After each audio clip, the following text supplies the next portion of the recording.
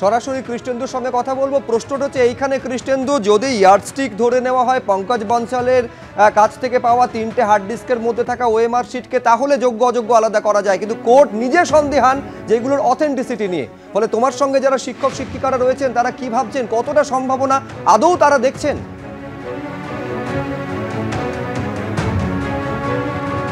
সরাসরি তাদের কাছে যাব, কিন্তু তার আগে বলে রাখি যে কিভাবে সম্ভব পৃথকীকরণ এবং কতজন যোগ্য এবং কতজন অযোগ্য এই ব্যাপারে এতদিন শুনানির পরেও কোনো মতৈক্য এলো না আজকে সুপ্রিম কোর্টে।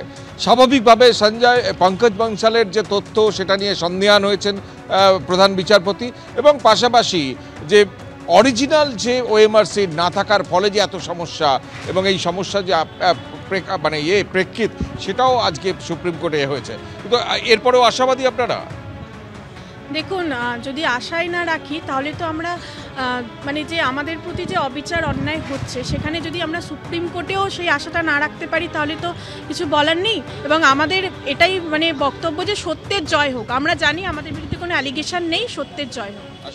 না, আমি ভীষণ রকম আশাবাদী। কেন, যে সিবিআই তদন্তের নির্দেশ হাইকোর্ট দিয়েছিল, সেই সিবিআই তদন্তের রিপোর্টকে বেস করেই সেগ্রিগেশন হবে।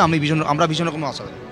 অবশ্যই আশাবাদী। বললাম যে সিবিআই সিলমোহর দিয়েছে, ওদের হাইকোর্টের রায়ে সুপ্রিম কোর্টও সিলমোহর দিয়েছে, এবং সিবিআই রায়কে যদি ভরসা না করা হয় তাহলে পরবর্তীকালে জুডিশিয়ারি নিজেই বিপদে পড়বে।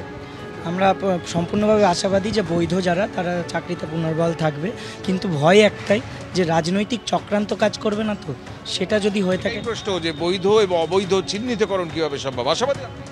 আমি প্রচণ্ডভাবে আশাবাদী যে আমাদের এখানে সেগ্রিগেশন পসিবল, এবং আমাদের গায়ে কোনো রকমভাবে দুর্নীতির কোনো দাগ নেই এবং কোন দুর্নীতি আমরা করিনি, তাই আমরা আশাবাদী। আমরা আগের থেকে অনেকটা আশাবাদী এই কারণে যে এসএসসি পর্ষদ এবং রাজ্য সরকার আজকে ভালোই মুভমেন্ট করেছে যোগ্যদের সেগ্রিগেশনের পক্ষে। ফলে আমরা বিচার ব্যবস্থার উপর একটা পূর্ণ আস্থা আছে, এবং সিবিআই যে তথ্যগুলো দিয়েছে তার উপর একটা আমাদের পূর্ণ আস্থা আছে। সিজিআই সেটাকে সম্পূর্ণভাবে দেখবেন এবং যোগ্যরা তাদের সম্মান ফিরে পাবে।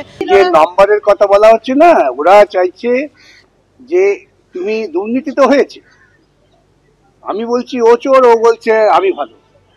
এখন তুমি সংখ্যাটা নির্ধারণ করো, সংখ্যাটা নির্ধারণ হবে কি করে? এক একজন এক এক সংখ্যা দিচ্ছে, এবং আমরা এসএসসির হলফনামা থেকেই দেখিয়ে দিয়েছি যে 10,000 এসএসসি স্বীকার করছে, আরো স্বীকার যে এসএসসি করেনি তা আরো কত আছে কে জানে। সেজন্যই আমাদের পরিষ্কার বক্তব্য ছিল যে এইরকম একটা দুর্নীতিমূলক নিয়োগ প্রক্রিয়া, একে বাতিল করে দাও, তারপরে আবার পুনরায়। সিবিআই আজকে বললো যে হ্যাশ ভ্যালু মিলে গেছে পঙ্কজ বনসালের কাছে। সিবিআই এটা আদালতের বিচার্য বিষয় নয়, আদালত প্রথম দিনই বলে দিয়েছিলেন, তবু ক্লারিফিকেশন দিলেন। সিবিআই যারা বললো আমরা তদন্ত করে দেখেছি যে ওএমআর শিটগুলোকে উদ্ধার করা হয়েছে, তার মধ্যে কোনো গন্ডগোল নেই।